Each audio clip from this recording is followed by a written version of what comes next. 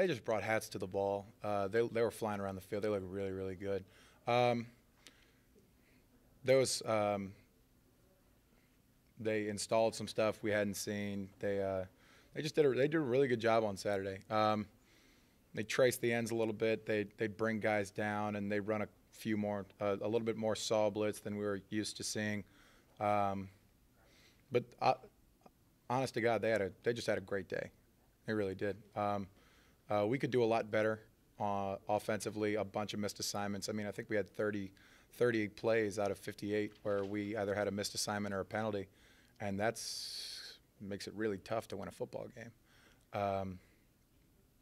So we just got to do a better job, both sides of the ball. I would say that they won the scrimmage, and I'd say that today I feel like some offensive players and coaches would probably come out with a little bit of fire today, probably. Inexperienced, maybe, because of the mistakes? Sure. That plays a role in it, but we can't dwell on that. And if you're going to be a young guy that wants to come in and play, then you have to make sure that you stay in the playbook as much as you can, as much as your schedule will let you, and just play as well as you can under the circumstances you're given. So we had 2 freshman O-linemen who were real bright spots on our line last year. Sadiq and Ed did a great job, and they rarely had missed assignments. So that's kind of that's the mold that we have to do. I think either one of those guys could be an All-American easily at any point in the next 2 to 3 years. One week in the spring ball, what's the biggest difference between this offense and last year's? Shifts and motions. Do you feel like this offense is more dangerous, though, than what y'all had last year? It just depends on the guys who are running the offense. Both systems are really good systems. That's why that's why they're here. That's why we bring these guys in, why we elevate these guys from certain roles. Both are equally as dangerous if they're run correctly. Yeah. So what are the early signs to you that you think you're going to have a good football team next year? Leadership. Because I saw a really good quote. I think it was Jim Harbaugh. I think it was talent gets you 8 to 9 wins, and discipline will get you 10 to 11. But leadership and what you doing there? There goes the good soundbite. That's fine. It's fine. No, it's fine. Leadership is what is supposed to push you the rest of the way, which will get you that 13th, that 14th, that 15th win. And I think this team does have some good leaders from every position.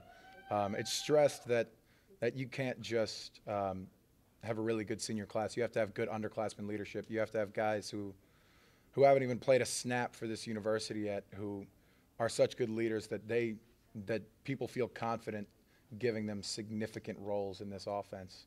So, namely Jonathan Giles, he wears number 7, and he deserves number 7 because he is such a talent and such a leader and such a great player.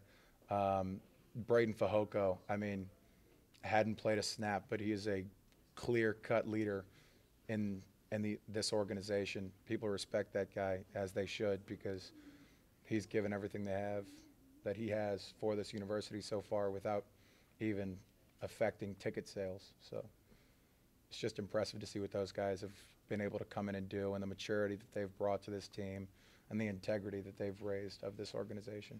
You mentioned Giles, but considering how much y'all lost on the offensive side of the ball, do y'all know who the leaders on offense are going to be? Is that something you still have to work out? Ideally, if we could get each guy to be a leader in his respective room, that'd be great. So the running backs do a really good job of kind of a shared leadership kind of group where they just kind of hold each other accountable. Quarterbacks are all fighting for the starting job. So whichever one of those guys emerges as the number 1 guy, I'm sure he'd probably take that quarterback leadership role that that huddle role, you know, that, hey guys, let's get it together. You shouldn't have to listen to me because of my position. You should listen to me because you respect me. I was reading this book. There's 5 levels of the 5 levels of leadership, and the bottom role is respect by position. So like you respect your boss, right? You respect your boss because you have to respect your boss and because he is your boss.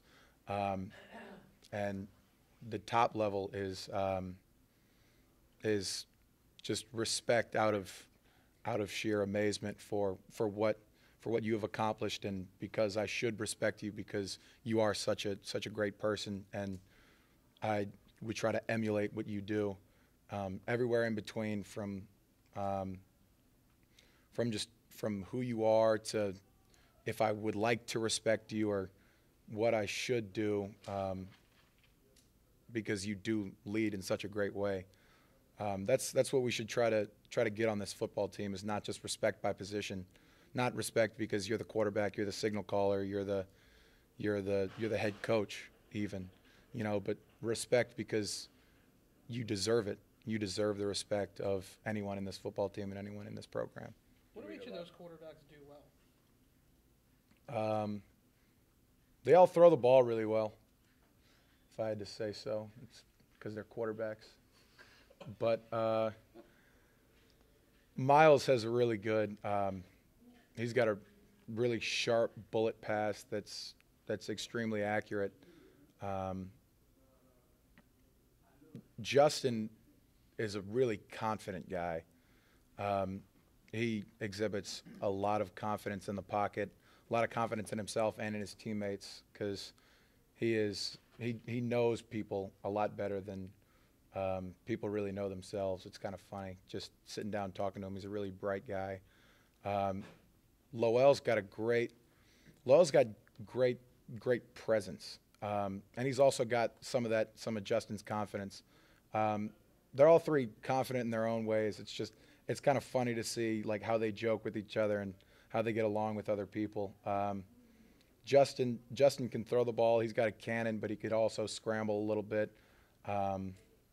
Miles has a really sharp eye, and Lowell's got a beautiful touch on the ball.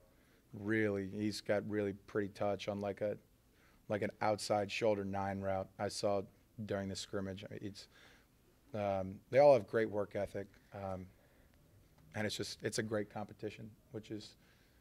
We have 3 great talented quarterback, which is why it is a competition. I mean, if one of them was easily better than the other one, then I would just say, okay, you're the starting quarterback. You guys go take it from him.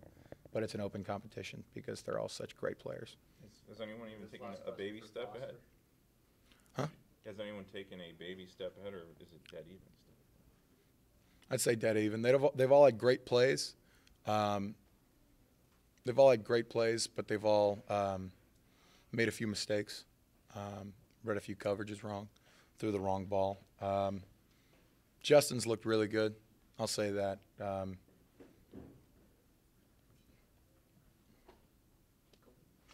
Great.